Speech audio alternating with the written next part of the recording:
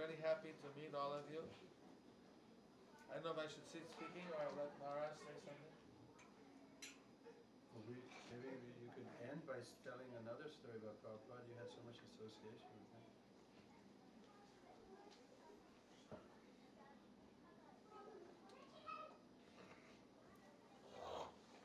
And I can say something too about Prabhupada.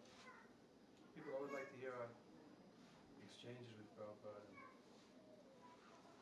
Prabhupada was so inspiring. Well, I used to practice Hatha Yoga before I met the devotees. And then when I met the devotees, they showed me the beads, and one devotee called Upendra Prabhu was Prabhupada's secretary at one point. He gave me a pair of beads that were used beads and showed me how to chant on them and said, "You go out." So I went into the park, and for 6 hours I was non-stop chanting Hare Krishna on the beads. First day. Where was that, Maharaj? Golden Gate Park in San Francisco. The Sripad. Prabhupada was there, that's right. And I chanted slowly, concentrating, 32 rounds. Then I came back, I felt so much spiritual energy that I was convinced this is the most powerful meditation I've ever done. I've been meditating now for some time, but this is off the charts. I was just kind of peaceful, but this was very dynamic. I came back, Upendra was waiting, and said, "You know, I made a mistake. I gave you the beads chanted on by Prabhupada, and I have them back." Wasn't quite the same the next day. You gave him back? What could I do?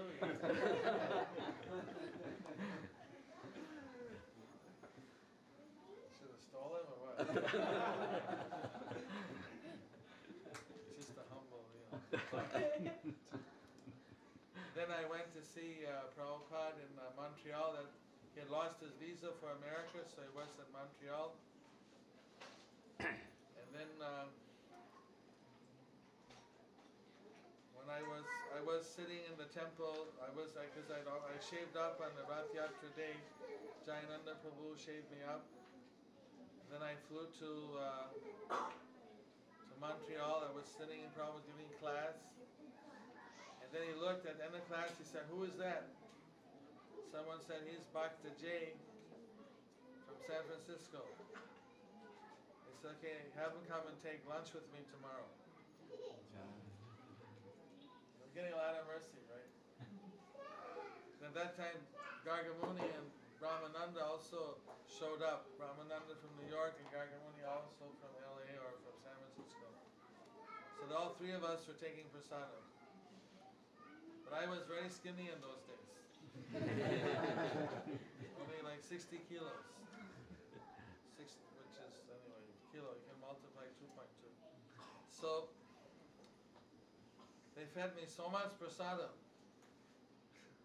I thought I was going to bust. And I mean, some of you know Gargamuni and Brahmananda have a very good capacity for prasadam. I was just a beginner, so. How old were you then? 19. So then,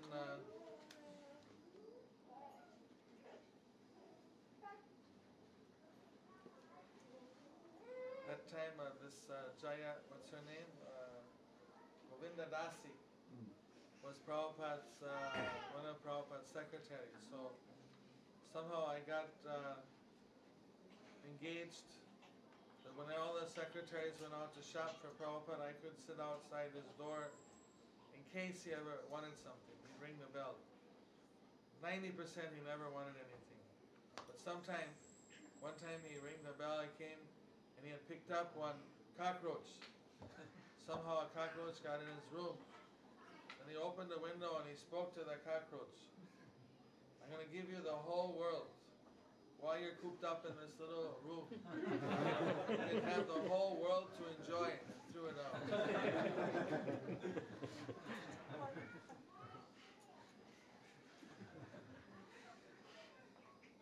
It was always very interesting One time he was giving a lecture in the temple, and then he was pressing the point that if you want to surely go back to the spiritual world, apart from this material world, there's the spiritual world, where everyone there is a liberated soul. They're all left there, but they're all liberated, they never die, never grow old, they all have spiritual bodies. So if you want to go there, you should be 10% Krishna conscious. The devotees are meditating like 100%, that's like zero tolerance, that seems pretty tough. So everyone kind of hanging their head, thinking, 10%. Is there really hope for me? Then Prabhupada was getting down, he was on a, like, his seat was raised at a stairway on one side, so he was just trying to go down the stairway. But he told him, okay, 90%. Even if you're 90% Krishna conscious, 90% linked up, you go back to Godhead, back to the spiritual world. That was a little relieving, but still people were pretty 90%. That's also not a very easy. Would you be encouraged by 90%? Then Prabhupada sitting down the stair, he looked again and said, even 80%. So he gave everyone like some more hope. Okay, 80%, no. Discount. Yeah. Still, for many it seemed pretty tough actually when you start calculating. When Prabhupada got down off the seat, was starting to walk, had his chadar, his shawl, dragging behind, looked, he said, even 70% you go back to Godhead. And he threw the chadar over his shoulder and walked out very regally. So you try for 100%. There's a little bit of slack there. So if you try for 70, probably only get 50 or something. Try for 100. Then Prabhupada, many times he was in, when I came to India, then he was every year, twice a year in Mayapur, the birthplace of Lord Chaitanya.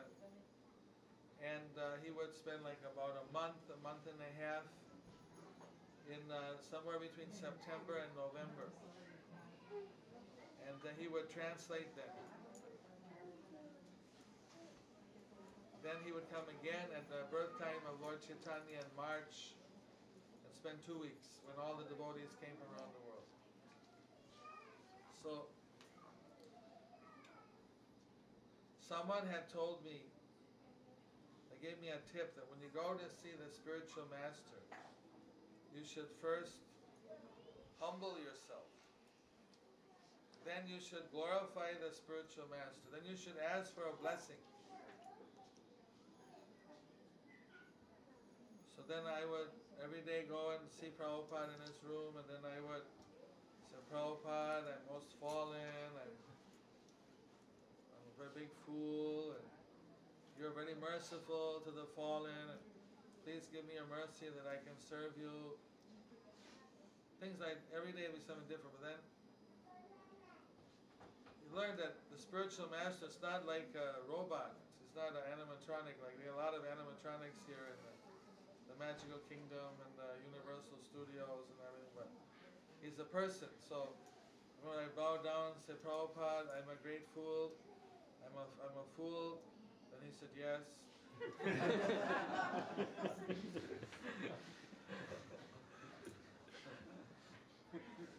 Maybe see if I really meant it or not. Then I said, Prabhupada, one time I said, I'm the most fallen. He said, you're not the most anything.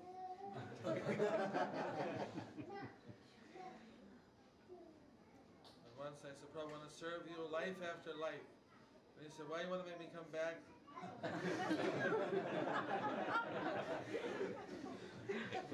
Take birth again. Then I thought, what did I say wrong? I'm saying the right thing, not getting off the ground. And then I said, even life after life. And not that if I don't make it back to Godhead, and I have to take birth again in the material world, then I want to continue serving Srila Prabhupada and Krishna consciousness. But of course, if he wants to take me back, it's not like I have to come back to serve him. I'm happy to serve him there too. So I added the word even, and okay, that was acceptable. Even like that. One time Prabhupada came, he arrived, we were doing a reception for him. He went up to his room, he sat down, and then we had some water here. So he would drink from a goblet, but he would drink without touching. He taught, I'll talk about that later. So he drank some water, he leaned back, he said, Mayapur. Living or dying in Mayapur, it's all the same. That sounds mysterious. Well, living and dying, how can it be the same? He said, when you're living here, you're in the spiritual world. Because this is a dham. This is within the 32 miles of the appearance of Lord Chaitanya, who's Krishna. And if you leave your body here, then you go back to Godhead. It's a doorway to go back to the spiritual world. So living or dying in Mayapur, it's all the same. Sometimes I think things are sound very simple, but they're very profound. Then one day he's trying to teach some leading devotees who are visiting. He said, see, when you're giving class, you don't want to drink and touch your lips. You got to drink without touching, otherwise your hands, you got to wash your hands. Then he gave everybody a sweet ball, said, now I want you to eat it without touching. He took one and popped it in his mouth from a distance. There was one devotee saying like, he touched, probably touched. Go wash your hands. Trying to teach a little bit of Indian culture, how to eat without touching, how to stay suchi. 3-4 times with Prabhupada was like, it's a simple thing, pop a candy in your mouth without touching. They couldn't get it. Finally, dropping, hit their nose, fell off. He was trying to teach Vedic culture to the Westerners. It was a bit difficult. Eventually,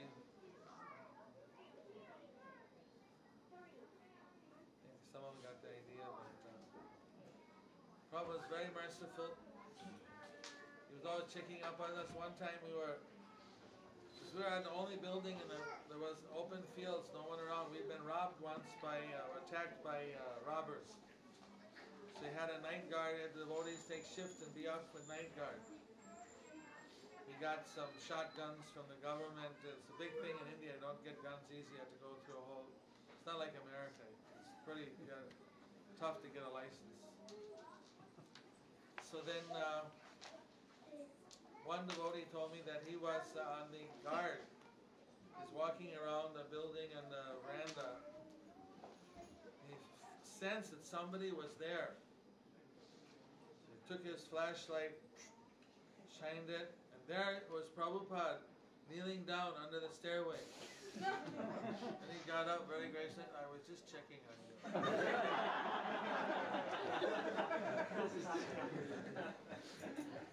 So Prabhupada ki! There's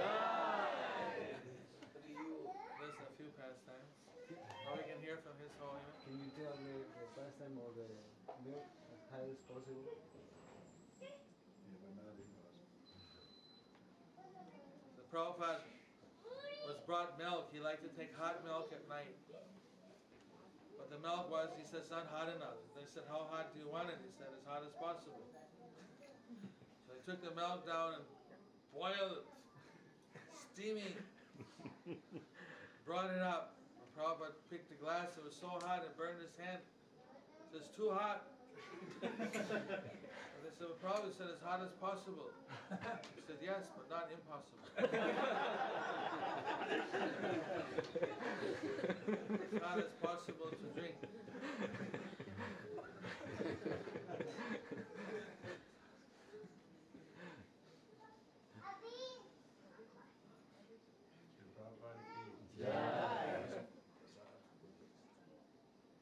start feeding everyone now? Yeah, that's a good idea.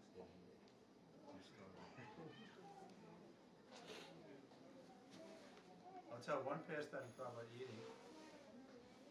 I wasn't there, but I heard this pastime that once in Los Angeles, Tamar Krishna Maharaj was sitting next to Prabhupada, and Prabhupada gave a gulab jamun from his plate and gave it to Tamar. But because it was a sweet, he didn't eat it right away, he was going to eat it at the end. Another devotee reached over, took it, and threw it in his mouth. And Tamar Krishna Maharaj said, "You stole my gulab jamun!" Loud in front of everybody. And then Prabhupada looked and, oh, he's making quick advancement. Prabhupada saying there's no hard and fast rule for Mahaprasada. So even you could take it from my plate, but please don't miss it.